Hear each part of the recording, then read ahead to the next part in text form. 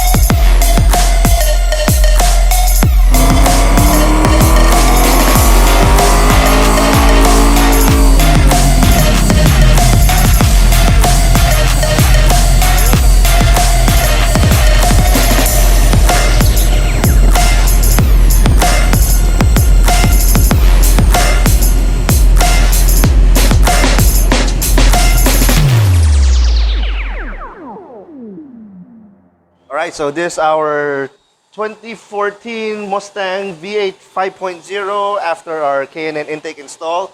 And we've remapped this car already before, so we're showing the dyno graph for you here.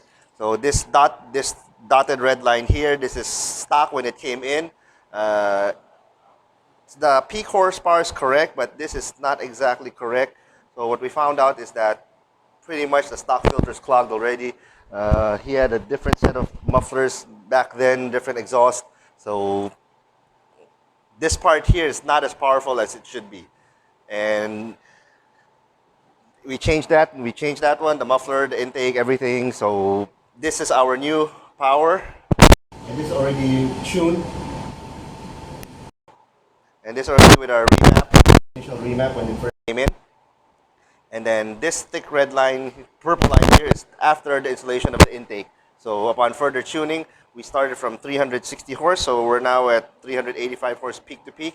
But the way you read a dyno graphs like this one, you don't just read the peak horsepower, because everybody just looks at these two numbers and said, 20 horses, that's it? No, it's not 20 horses. This is how you read it. You have to read it on a per RPM level. So at 22 RPM, we started at 60, we ended up at 140.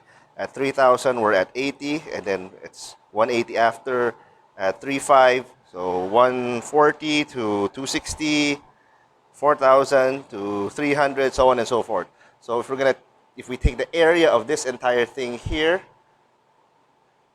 that averages out around to about 40, 60 horses total gain over, well, stock, or when it came in here with the not so correct modifications.